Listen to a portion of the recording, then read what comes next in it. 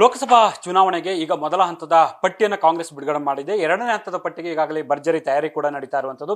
ಆದರೆ ಆ ಕ್ಷೇತ್ರಗಳಲ್ಲಿ ಯಾರ್ಯಾರು ಸ್ಪರ್ಧೆ ಮಾಡಬೇಕು ಅನ್ನುವಂಥ ವಿಚಾರದಲ್ಲಿ ಕೆಲವೊಂದು ಗೊಂದಲಗಳು ಕೂಡ ಈಗ ಇರುವಂಥದ್ದು. ಆದರೆ ಚಾಮರಾಜನಗರ ಲೋಕಸಭಾ ಕ್ಷೇತ್ರದಲ್ಲಿ ನಿಜಕ್ಕೂ ಅಭ್ಯರ್ಥಿ ಯಾರು ಅನ್ನುವಂತಹ ವಿಚಾರ ಸಾಕಷ್ಟು ಕೂಡ ಈಗ ಚರ್ಚೆ ಆಗ್ತಾ ಇರುವಂಥದ್ದು. ಹಾಗಾದ್ರೆ ಬನ್ನಿ, ನಮ್ಮ ಜೊತೆಗೆ ಸಚಿವರು ಆಗಿರುವಂತಹ ಮಹದೇವಪ್ಪ ಅವರು ಇದ್ದಾರೆ. ಅವ್ರ ಹತ್ರ ಒಂದಷ್ಟು ವಿಚಾರಗಳನ್ನ ನೇರವಾಗಿ ಮಾತಾಡುವಂಥ ಒಂದು ಪ್ರಯತ್ನ ಮಾಡೋಣ.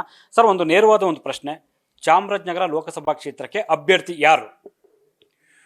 ಅಭ್ಯರ್ಥಿ ಯಾವ ಕ್ಷೇತ್ರಕ್ಕೆ ಯಾರಾಗಬೇಕು ಅಂತ ಹೇಳಿ ನಮ್ಮ ಪಕ್ಷದ ಹೈಕಮಾಂಡು CEC ಇದೆಲ್ಲ, ಸೆಂಟ್ರಲ್ ಎಲೆಕ್ಷನ್ ಕಮಿಟಿ, ಅವರು ತೀರ್ಮಾನ ಮಾಡ್ತಾರೆ. ಈಗೆಲ್ಲ ಪ್ರೋಸೆಸ್ ಎಲ್ಲ ಪ್ರಾರಂಭ ಆಗಿ ಅಂತಿಮ ಘಟ್ಟ ಬಿಟ್ಟು ಇಲ್ಲಿ ಪಾರ್ಲಿಮೆಂಟ್ರಿ ಬೋರ್ಡ್ ಮೀಟಿಂಗ್ ಆಗಿ, ಮೀಟಿಂಗಲ್ಲಿ ಚರ್ಚೆ ಆಗಿ, ಮತ್ತು ಮೊನ್ನೆ ಸೆಂಟ್ರಲ್ ಎಲೆಕ್ಷನ್ ಕಮಿಟಿ ಮೀಟಿಂಗ್ ಇಲ್ಲೇ ಆಯಿತು. ಎಲ್ಲ ತೀರ್ಮಾನ ಮಾಡಿ ನಿಯಮಗಳನ್ನು ಶಿಫಾರಸು ಮಾಡಿದ್ದಾರೆ. ಅಲ್ಲಿ CEC ಅಪ್ರೂವ್ ಮಾಡಿದವರು ಕ್ಯಾಂಡಿಡೇಟ್ ಆಗ್ತಾರೆ. ಸರ್, ತಮ್ಮ ಪುತ್ರ ಅವರೇ ಸ್ಪರ್ಧೆ ಮಾಡ್ತಾರಾ ಅಥವಾ ದರ್ಶನ್ ಧ್ರುವ ನಾರಾಯಣ ಅವರು ಸ್ಪರ್ಧೆ ಮಾಡ್ತಾರೆ? ಯಾರಿಗೆ ಅಲ್ಲಿ ಟಿಕೆಟ್ ಅನ್ನೋದ್ರ ಬಗ್ಗೆ ಒಂದಷ್ಟು ಮಾಹಿತಿ ಅಲ್ಲಿ ಗೊತ್ತಿಲ್ಲ. ಅದು ನಮಗೆ ಸೆಂಟ್ರಲ್ ಎಲೆಕ್ಷನ್ ಕಮಿಟಿಗೆ ಏನು ಶಿಫಾರಸು ಮಾಡಿದ್ದಾರೆ ಮೊನ್ನೆ CEC, ವಿ ಡೋಂಟ್ ನೋ. ಶಿಫಾರಸು ಆಗಿರೋ ಹೆಸರುಗಳನ್ನೇ ಅಂತಿಮ ಮಾಡ್ತಾರೆ. ಸರ್, ಒಂದು ದರ್ಶನ್ ಧ್ರುವ ನಾರಾಯಣ ಅವರಿಗೆ ಸ್ಪರ್ಧೆ ಮಾಡುವಂಥ ನಿಟ್ಟಿನಲ್ಲಿ ಕೂಡ ಪರಮೇಶ್ವರ್ ಅವರು ಅವರಿಗೆ ಏನೋ ಒಂದು ಮಾತು ಹೇಳಿದ್ದಾರೆ ಅನ್ನುವಂಥ ಮಾತುಗಳು ಕೇಳಿ ಬರ್ತಿದ್ದಾವೆ ಸರ್. ಆ ರೀತಿ ಏನೋ ಇದೆಯಾ ಸರ್? ಅವು ಎಲ್ಲ ಊಹಾಪೋಹಗಳಿಗೆಲ್ಲ ನನಗೆ ಗೊತ್ತಿಲ್ಲ. ಅಂತಿಮವಾಗಿ CECನೇ ಫೈನಲ್ ಮಾಡೋದಲ್ಲ, ಎಲ್ಲರ ಅಭಿಪ್ರಾಯ ಸಂಗ್ರಹ ಮಾಡಿದ್ದಾರೆ, ಅದ್ರ ಮೇಲೆ ತೀರ್ಮಾನ ಮಾಡ್ತಾರೆ. ಸರ್, ಅಲ್ಲೆಲ್ಲ ಶಾಸಕರು, ಎಲ್ಲ ಮಾಜಿ ಶಾಸಕರು ಅಲ್ಲಿ ಒಟ್ಟಾರೆ ಯಾವ ಅಭಿಪ್ರಾಯ, ಯಾರ ಪರವಾದಂಥ ಅಭಿಪ್ರಾಯಗಳು ವ್ಯಕ್ತ ಆಗ್ತಿದ್ದಾವೆ? ಅಭಿಪ್ರಾಯನ CM ಒಬ್ಬೊಬ್ಬರ ಕರೆದು ಕೇಳಿದ್ದಾರೆ. ನಮ್ಮ 2 ಜಿಲ್ಲೆ MLAಗಳನ್ನ ಒಬ್ಬೊಬ್ಬರ ಕರೆದು ಕೇಳಿದ್ದಾರೆ.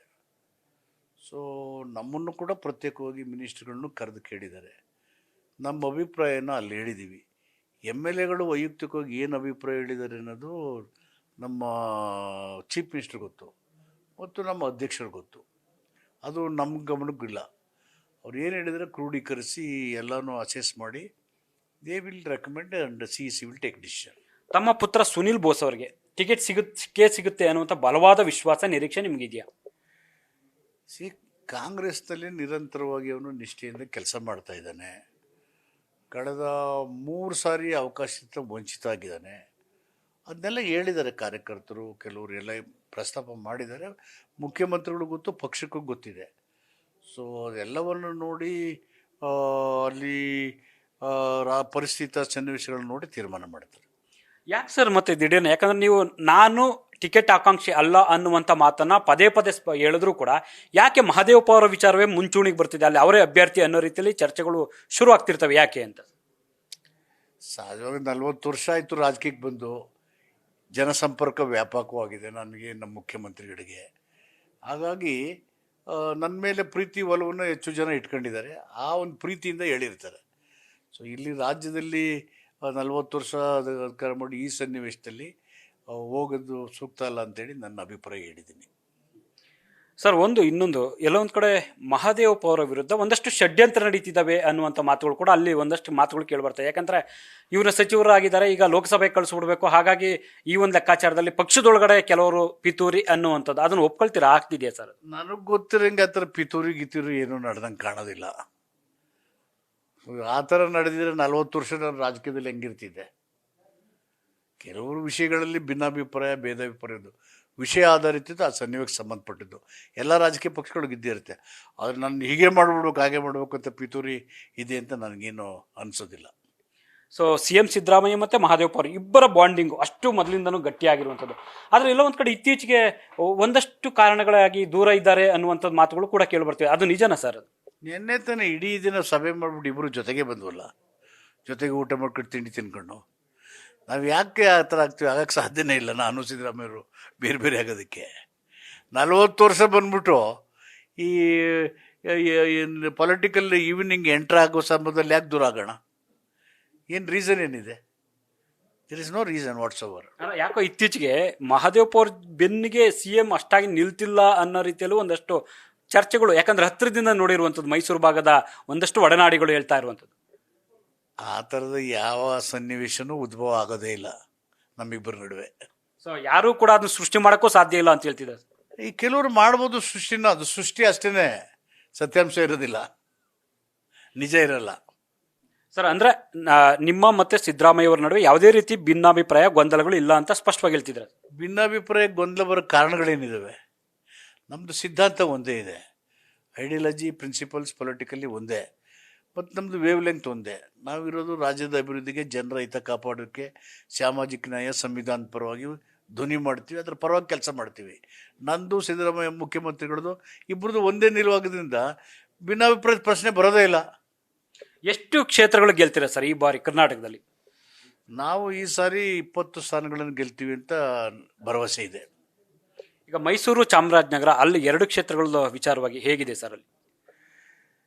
ಜನರು ನಮ್ಮ ಗ್ಯಾರಂಟಿಗಳು 2013ರಿಂದ 2018 ಸಿದ್ದರಾಮಯ್ಯರು ಕೊಟ್ಟಂಥ ಉತ್ತಮವಾದಂಥ ಆಡಳಿತ ಅದನ್ನೆಲ್ಲ ಗಮನಿಸಿದ್ದಾರೆ. ಸೊ ನಮ್ಮ ಅಭಿವೃದ್ಧಿಯನ್ನು ಬೆಂಬಲಿಸಿ ನಮಗೆ ಆಶೀರ್ವಾದ ಮಾಡ್ತಾರೆ ಅಂತ ನಂಬಿಕೆ ಇದೆ. ಸರ್ ಈಗ ಪ್ರತಾಪ್ ಸಿಂಹ ಅವರಿಗೆ ಟಿಕೆಟ್ ಸಿಗ್ತಿಲ್ಲ, ಇದು ರಾಜಮನೆತನ ಯದುವೀರವರಿಗೆ ಕೊಡ್ತಾರೆ ಅನ್ನುವಂಥದ್ದು. ಸೊ ಇದು ಇಲ್ಲ ಕಾಂಗ್ರೆಸ್ ಅಲ್ಲಿ ಒಂದಷ್ಟು ಪಾಸಿಟಿವ್ ಆಗುತ್ತಾ? ಈ ಯಾರಿಗೆ ಟಿಕೆಟ್ ಕೊಟ್ಟರೆ ಪಾಸಿಟಿವ್, ಯಾರಿಗೆ ಟಿಕೆಟ್ ಕೊಡಿದ್ರೆ ಪಾಸಿಟಿವ್ ಅಲ್ಲ ಅನ್ನೋದನ್ನ ನಮ್ಮ ಕೆಲಸ ಅಲ್ಲ, ಅದು ಕಾಂಗ್ರೆಸ್ ಕೆಲಸ ಅಲ್ಲ. ನಾವು ಗೆಲ್ಲೋದು ಹೇಗೆ, ಜನಗಳು ನಾವು ಮಾಡಿರ್ತಕ್ಕಂಥ ಅಭಿವೃದ್ಧಿಯನ್ನು ಗುರುಸಿ ನಮಗೆ ಬೆಂಬಲ ಕೊಡ್ತಾರೆ, ಅವ್ರ ಆಶೀರ್ವಾದ ಪಡೆದು ನಾವು ಗೆಲ್ಲೋದಕ್ಕೆ ಅಷ್ಟಕ್ಕೆ ನಮ್ಮ ಯೋಚನೆಯನ್ನು ಕೇಂದ್ರೀಕರಿಸ್ತೇವೆ. ಇವ್ರು ಕೊಟ್ಟರೆ ಅನುಕೂಲ ಆಗುತ್ತೆ, ಇವ್ರು ಕೊಡದೇ ಇರೋ ಅನನುಕೂಲ ಆಗುತ್ತೆ ಅಂತ ನೆಗೆಟಿವ್ ಪಾಲಿಟಿಕ್ಸ್ ಥಿಂಕ್ ಮಾಡೋದು ನಾವು. ಸರ್ ಈಗ ಯದುವೀರ್ ಅವರಿಗೆ ಟಿಕೆಟ್ ಕೊಟ್ಟರೆ, ಸೊ ಮೈಸೂರು ಭಾಗದಲ್ಲಿ ಯಾಕಂದ್ರೆ ನಿಮ್ಮದೇ ರಾಜಕಾರಣ ಮಾಡ್ಕೊಂಬಂದಿರುವಂಥದ್ದಲ್ಲಿ, ಸೊ ಹೇಗೆ ನೀವು ಸ್ಟ್ರಾಟರ್ಜಿ ಇರುತ್ತೆ ಸರ್, ತಂತ್ರಗಾರಿಕೆ ನಿಮ್ದು ಹೇಗಿರುತ್ತೆ? ಯಾರಿಗೆ ಟಿಕೆಟ್ ಕೊಡಿದ್ರು ನಮ್ಮ ತಂತ್ರಗಾರಿಕೆ ರಾಜಕೀಯವಾಗಿ ಚುನಾವಣೆ ಎದುರಿಸೋಕ್ಕೆ ಇದ್ದೇ ಇರ್ತದೆ, ಅದು ಸೀಕ್ರೆಟ್ ಮಾಡ್ಕೋತೀವಿ. ಸರ್ ಪ್ರತಾಪ್ ಸಿಂಹ ಅವ್ರ ವಿಚಾರದಲ್ಲಿ ಯಾಕಂದ್ರೆ ಅವ್ರು ಟಿಕೆಟ್ ಕೊಟ್ಟಿಲ್ವಲ್ಲ, ಹಾಗಾಗಿ ಅದ್ರ ಬಗ್ಗೆ ಏನಾದರೂ ಯಾಕೆ ಅಂತ ಏನಾದ್ರು ನೆಗೆಟಿವ್ ಇದೆ ಅಂತ ಏನಾದರೂ? ಅದು ಆ ಪಕ್ಷದ ಆಂತರಿಕ ವಿಷಯ, ನಾನು ಹೆಂಗೆ ಹೇಳಿ ಸರ್. ಈಗ ಇತ್ತೀಚೆಗಷ್ಟೇ ಒಂದು ಹೇಳಿಕೆಯನ್ನು ಕೊಟ್ಟಿದ್ರಿ, ಒಂದು ದಲಿತ ಮುಖ್ಯಮಂತ್ರಿ ಯಾಕೆ ಆಗಬಾರ್ದು, ಆಗಬೇಕು, ಒಂದು ಅವಕಾಶಗಳು ಕೊಡಬೇಕು, ನಿರ್ಣಾಯಕ ಪಾತ್ರವನ್ನು ನಿಭಾಯಿಸುವಂಥ ಒಂದು ಅವಕಾಶಗಳು ಸಿಗಬೇಕು ಅಂತ ಹೇಳಿದ್ರೆ, ಸೊ ಆ ರೀತಿ ಸಾಧ್ಯತೆಗಳು ಕಾಂಗ್ರೆಸ್ ಅಲ್ಲಿ ಇರುತ್ತಾ ಮುಂದಿನ ದಿನಗಳಲ್ಲಿ? ಯಾರು ಬಾಬಾ ಸಾಹೇಬ್ ಅಂಬೇಡ್ಕರ್ನ ಸಂವಿಧಾನನ ಓದಿದ್ದಾರೆ ಅವ್ರಿಗೆಲ್ಲ ನಾನು ಹೇಳಿರೋ ಮಾತು ಏನು ಅಂತ ಅರ್ಥ ಆಗುತ್ತೆ. ಯಾರಿಗೆ ಅಧಿಕಾರದ ಪಿತ್ತಮ್ ನೆತ್ತಗೋಗಿದೆ ಅವ್ರು ಹೆಂಗೆ ಬೇಕೋ ಹಂಗೆ ವ್ಯಾಖ್ಯಾನ ಮಾಡ್ತಾರೆ. ಸರ್ ಅಲ್ಲ, ಕಾಂಗ್ರೆಸ್ ಅಲ್ಲಿ ಆ ಥರದ ಅವಕಾಶ ಇದೆ ಸರ್ ಮುಂದಿನ ದಿನಗಳಲ್ಲಿ? ಕಾಂಗ್ರೆಸ್ ಈಗಾಗಲೇ ಅನೇಕ ರಾಜ್ಯಗಳಲ್ಲಿ ಮುಖ್ಯಮಂತ್ರಿ ಮಾಡೋಗ್ಬಿಟ್ಟಿದ್ದಿಲ್ಲ, ಎಲ್ಲ ಪಾರ್ಟಿಯವರು ಮಾಡಬೇಕಲ್ಲ. ಮಹಾರಾಷ್ಟ್ರದಲ್ಲಿ ಮಾಡಿದ್ರು ಸುಶೀಲ್ ಕುಮಾರ್ ಸಿಂಧೆನ, ಜಗನ್ನಾಥ್ ಪಾಡಿ ಆದರು ಒರಿಸ್ಸಾದಲ್ಲಿ, ರಾಮಚಂದ್ರ ದಾಸು ಬಿಹಾರದಲ್ಲಾದರು, ಡಿ ಸಂಜೀವಿನವರು ಆಂಧ್ರದಲ್ಲಾದರು, ನಾರಾಯಣ ಸ್ವಾಮಿಯವರು ಪುದುಚೇರಿಲಾದರು, ಎಲ್ಲ ಕಡೆ ಈಗಾಗಲೇ ಮಾಡಿದ್ದಾರೆ, ಭಾಳಷ್ಟು ಕಡೆ ಮಾಡಲ್ಲ ಅಂತೇನಿಲ್ಲ. ಬಟ್ ನಾನು ಹೇಳಿದ್ದು ಬಾಬಾ ಸಾಹೇಬ್ ಅಂಬೇಡ್ಕರ್ ಹೇಳಿದ್ರಲ್ಲ, ಹೇಗೆ ಈ ದುಡಿಯೋ ವರ್ಗ ಆಳುವ ವರ್ಗ ಆಗಬೇಕು, working class must become the ruling class. ಅಧಿಕಾರ ಇರಬೇಕು, ಯಾಕಂದರೆ ಸಮಸ್ಯೆಗಳ ಬೀಗದ ಕೈ ಇರೋದು ಅಧಿಕಾರದಲ್ಲಿ, ರಾಜಕೀಯ ಅಧಿಕಾರದಲ್ಲಿ. ಸೊ ಡಾಕ್ಟ್ರಿನ್ ಇದೆಯಲ್ಲ ಅಂಬೇಡ್ಕರ್ದು, ಆ ಫಿಲಾಸಫಿ ಗೊತ್ತಿರೋರಿಗೆ ನನ್ನ ಮಾತು ಅರ್ಥ ಆಗುತ್ತೆ, ಅದು ಗೊತ್ತಿಲ್ಲದ್ರು ರಾಜಕೀಯ ಹುಡುಕ್ತಾರೆ ಅಷ್ಟೇ. ಸರ್ ಬಿಜೆಪಿಯಲ್ಲಿ ಸರ್ ಇದ್ರ ಮುಖ್ಯವಾಗಿರುವಂಥದ್ದು, ಬಿಜೆಪಿಯಲ್ಲಿ ಸಂವಿಧಾನ ಬದಲಾವಣೆ ಮಾತನ್ನ ಪದೇ ಪದೇ ಪ್ರಸ್ತಾಪ ಮಾಡ್ತಿರುವಂಥದ್ದು. ಸೊ ಇದ್ರ ಬಗ್ಗೆ ಏನು ಹೇಳ್ತಾರೆ? ಬಿಜೆಪಿಯವರಿಗೆ ಸಂವಿಧಾನದಲ್ಲಿ ನಂಬಿಕೆ ಇಲ್ಲ ಮತ್ತು ಪ್ರಜಾಪ್ರಭುತ್ವದಲ್ಲಿ ನಂಬಿಕೆ ಇಲ್ಲ. ಅದಕ್ಕೆ ನಾವು ಸಮೃದ್ಧ ಜಾಗೃತ ಜಾಥಾ ಮಾಡಿದ್ದು, ದೇಶದ ಜನರನ್ನು ಮುಂಚೆಯಾಗಿ ಜಾಗೃತಿ ಕೊಡಿಸೋದಕ್ಕೆ ರಾಜ್ಯ ಸರ್ಕಾರನೇ ನಾವು ನಿಂತು ಸಂವಿಧಾನ ಜಾಗೃತಿ ಸಮಾವೇಶ ಮಾಡಿ ದೇಶದ ಎಲ್ಲ ಜನರನ್ನು ಎಚ್ಚರಿಸಿದ್ದೇವೆ. ಇವರು ಬಂದರೆ ದೇಶಕ್ಕೆ ಅಪಾಯ, ಸಂವಿಧಾನಕ್ಕೆ ಅಪಾಯ, ಪ್ರಜಾಪ್ರಭುತ್ವಕ್ಕೆ ಗಂಡಾಂತರ ಅಂತೇಳಿ ಹೇಳಿದ್ವಿ. ಸಂವಿಧಾನ ತಂಟೆಗೆ ಬಂದರೆ ದೇಶದ ಜನ ಸುಮ್ಮನೆ ಇರೋದಿಲ್ಲ. ಸರ್ ಅನಂತಕುಮಾರ್ ಹೆಗಡೆ ಹೇಳಿಕೆಗೂ ಪಕ್ಷಕ್ಕೂ ಯಾವುದೇ ಸಂಬಂಧ ಇಲ್ಲ ಅನ್ನುವಂಥ ಮಾತನ್ನು ಬಿಜೆಪಿಯವರು ಎತ್ತಿರುವಂಥದ್ದು. ಅನಂತಕುಮಾರ್ ಹೆಗಡೆ ಸೆಂಟ್ರಲ್ ಮಿನಿಸ್ಟರ್ ಆಗಿರಲಿಲ್ಲ, ಯೂನಿಯನ್ ಮಿನಿಸ್ಟರ್ ಅಲ್ವಾ, MP ಅಲ್ವಾ? ಗೆದ್ದುಬಿಟ್ಟು ಅವರು ಸಂವಿಧಾನದ ಹೆಸರಲ್ಲಿ ಪ್ರಮಾಣ ವಚನ ಸ್ವೀಕಾರ ಮಾಡಿ ಚೇಂಜ್ ಮಾಡ್ತೀವಿ ಅಂದರೆ ಏನು ಅಧಿಕಾರ ಇದೆ ಅವ್ರಿಗೆ? ಸರ್ ಅಷ್ಟು ಅಧಿಕ ಸ್ಥಾನಗಳು ಬಂದರೆ ಬದಲಾವಣೆ ಮಾಡ್ತಾರೆ ಅಂತ ಅನಿಸುತ್ತೆ ಸರ್ ನಿಮಗೆ? ಅಥವಾ ಅವಕಾಶ ಸಾಧ್ಯತೆ ಇದೆಯಾ ಕೇಂದ್ರದಲ್ಲಿ ಅಷ್ಟು ಸ್ಥಾನಗಳು ಬಿಜೆಪಿಗೆ ಬರುತ್ತೆ, ಬಂದರೆ ಮಾಡ್ತಾರೆ ಅನ್ನುವಂಥ ಆತಂಕ ಇದೆಯಾ? ದೇಶದ ಮತ್ತು ರಾಜ್ಯದ ಮತದಾರರು ಸೂಕ್ಷ್ಮವಾಗಿ ಅದನ್ನೆಲ್ಲ ಗಮನಿಸ್ತಾ ಇದ್ದಾರೆ, ಎಷ್ಟು ಅಪಾಯಕಾರಿ ಇದ್ದಾರೆ ಇವರು ಪ್ರಜಾಪ್ರಭುತ್ವಕ್ಕೆ, ಸಂವಿಧಾನಕ್ಕೆ ಅಂತ ಚುನಾವಣೆಯಲ್ಲಿ ತಕ್ಕ ಪಾಠ ಕಲಿಸ್ತಾರೆ. ಸೊ ಇದಿಷ್ಟು ಕೂಡ ಸಚಿವರಾಗಿರುವಂತಹ ಮಹದೇವಪ್ಪ ಅವರ ಸ್ಪಷ್ಟವಾದ ಮಾತುಗಳು. ಕ್ಯಾಮ್ರಾ ಪರ್ಸನ್ ಅವಿರಾಜ್ ಜೊತೆ Harish Kakol, news first, Bengaluru. News first ನಿರ್ಭೀತಿಯಿಂದ ನಿಮ್ಮ ಪರವಾಗಿ.